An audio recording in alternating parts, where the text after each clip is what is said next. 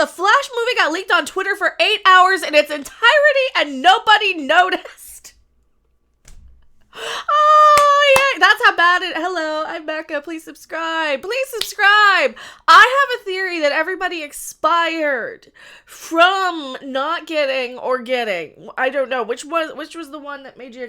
I don't know. But I think they're all... I think everybody's gone. Where are you? I think they all have ceased to be. They're like the parrot from Monty Python. Or, the Flash in DC in its entirety. That one's gone too. Oh, look at this. The Flash movie, not only did it not make its box office that was predicted to. Oh, we got a whole thing on that, on how it's all predictive analytics, and they just plug in, here's a star, and here's a director, and you can just go, and there's no creativity left. That might be part of it. It might be superhero fatigue. It might be all of the above. It might be 2020. We realized we don't care anymore about the same movie over and over again, especially when you're giving us algorithmic stars and directors and algorithmic scripts. That's part of it. So Elon Musk recently got sued for having rampant copyright infringement on this platform. This was up for 8 hours. Somebody from set photos of Supergirl surfacing in the early days. Oh, that stuff always happens. To Nicolas Cage's Superman cameo being revealed ahead of time, The Flash had been no stranger to massive leaks on the long road to the release. But that's not why it failed. Please don't say that the leaks, and don't blame the leaks are why this failing.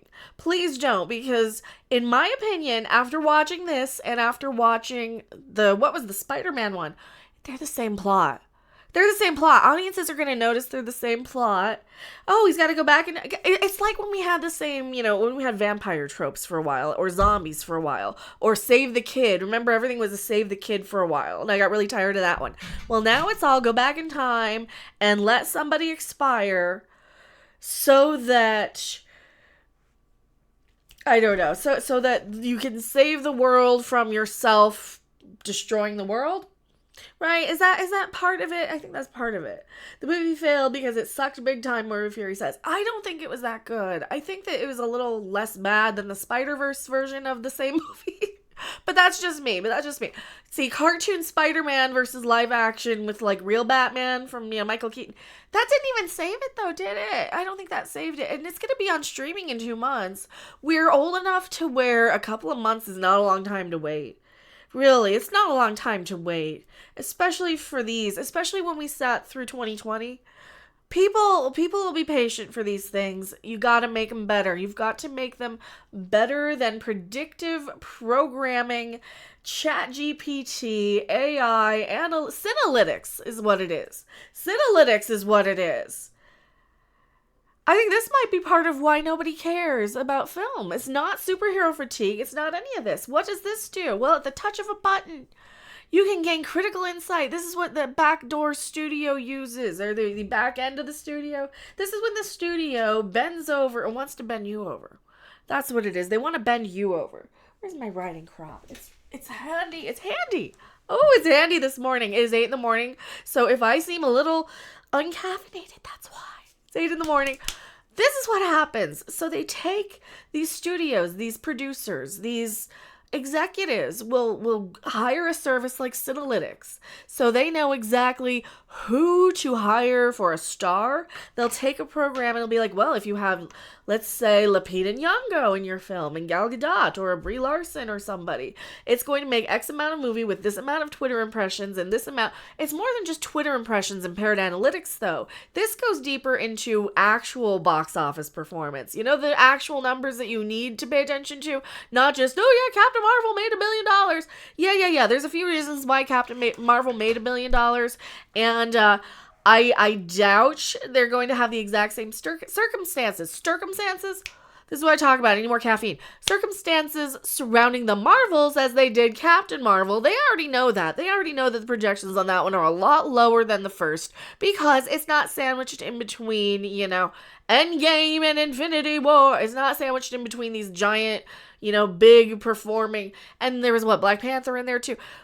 running my mouth a mile a minute here because there's a lot of information I really want to get into, because this is very interesting. This is very fascinating. They take your talent scores. This is like a credit score for actors. This is how much their box office is worth. This is how much your directors are worth. This is why every McDonald's, this is when I talk about the McDonald'sization of movies. This is the McDonald'sization. This is the process. This is how they do that. This is what they use to pick. Well, I'm going to have Taika Waititi. We're going to have Chris Hemsworth, and we're going to have Natalie Portman. We're going to have all these people star in this thing, and it's going to make all this money. And they use this to predict all the box office.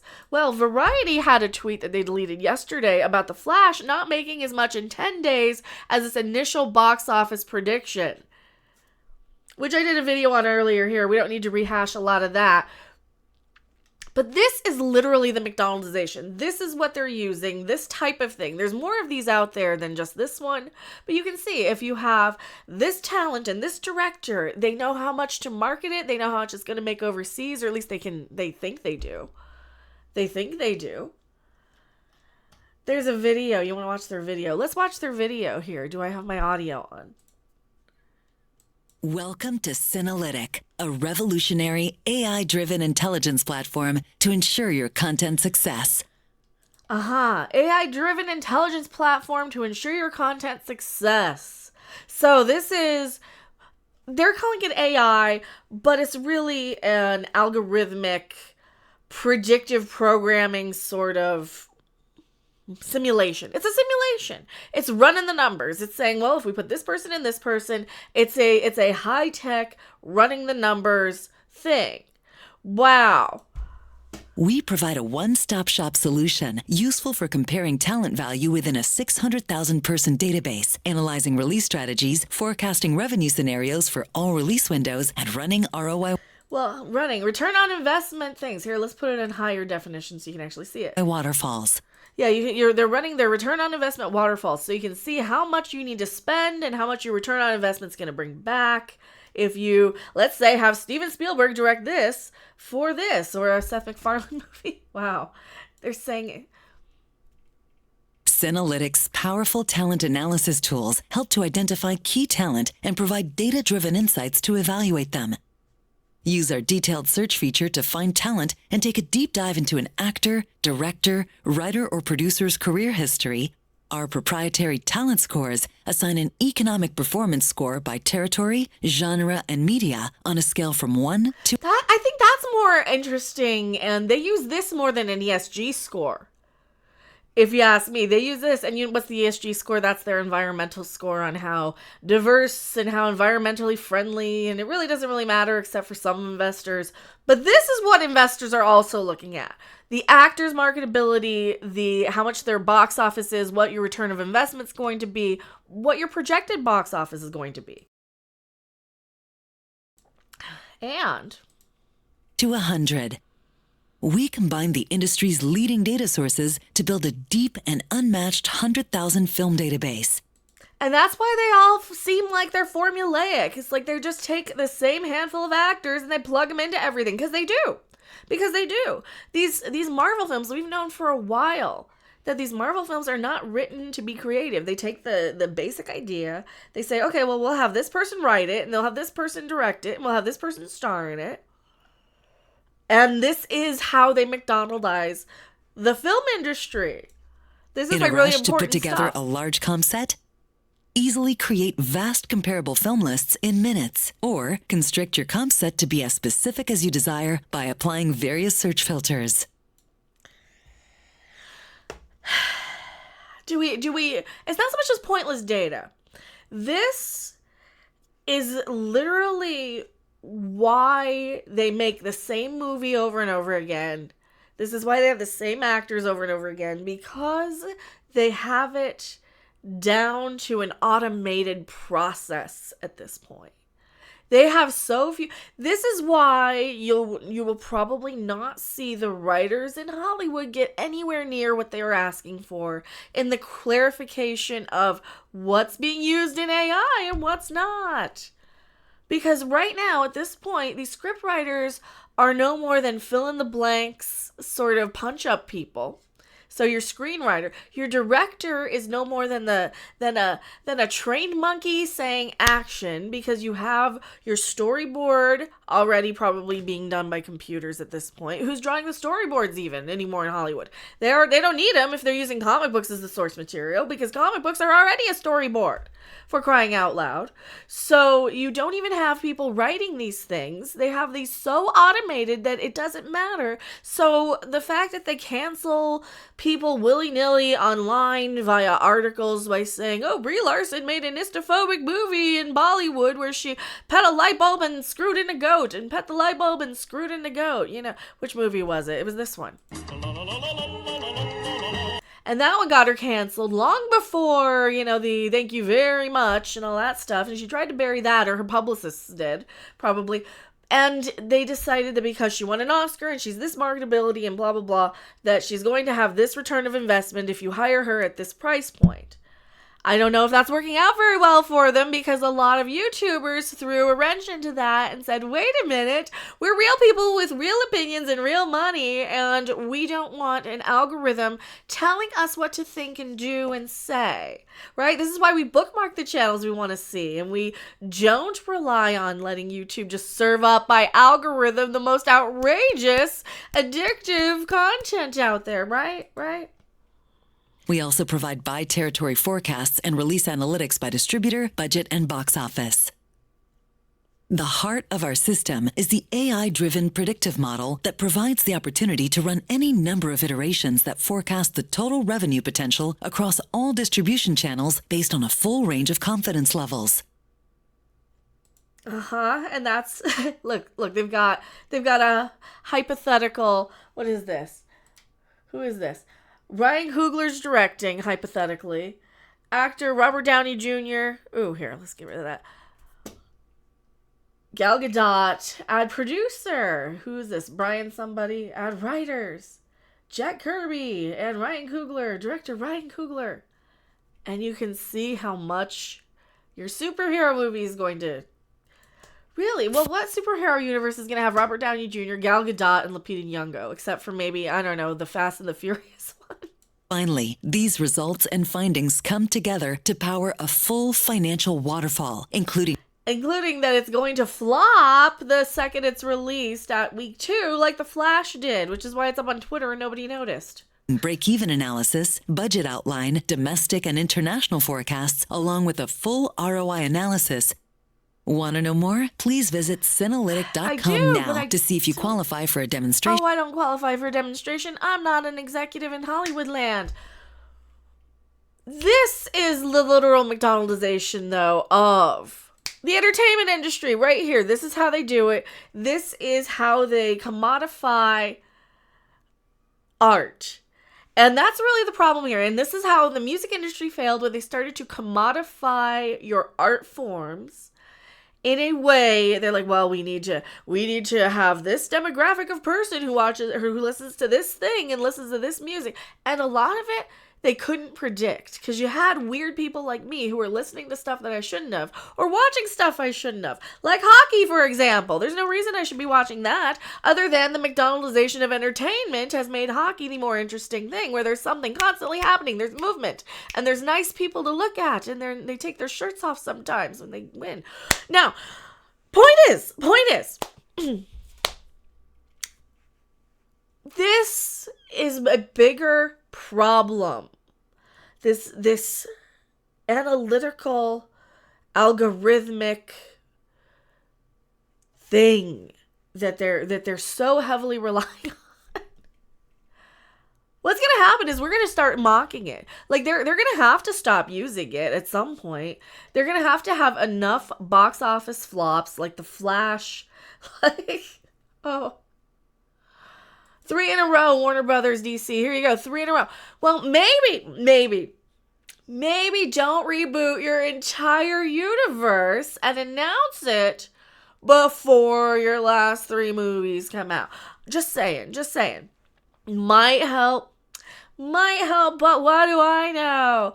I have been focusing more on hockey lately because you're giving me the same movie over. Let me guess. The Black Adam movie. Did he have to go back in time and let somebody expire to save the universe again? Did that happen? Because that's happened twice in the last 2 movies I saw. Oh no, the budget of 260. So okay, so their Sinalytic score projected that this would probably make about 520 million of profit, right? A $500 million profit, is that what I'm saying, right? A budget of 260 million, and it only made 393. So it lost 126 million. Shazam lost 116 million. It was projected, it was only projected to do double its budget. See, sometimes they know that these are going to flop too.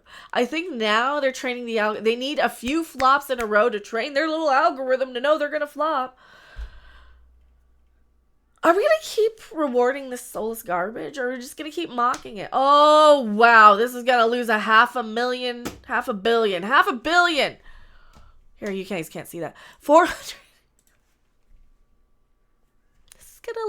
This is gonna lose $500 million, The Flash. Oh.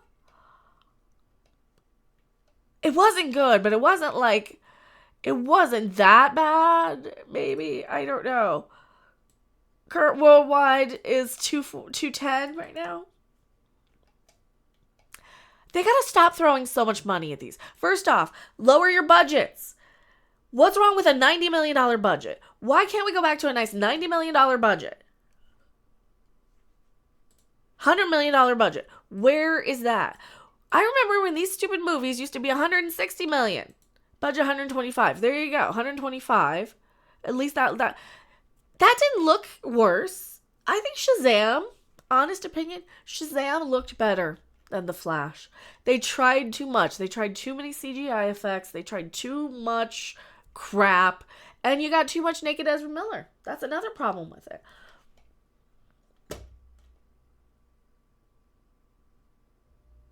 MPAA rated AI. Yeah. So I think that they're going to be training their algorithms.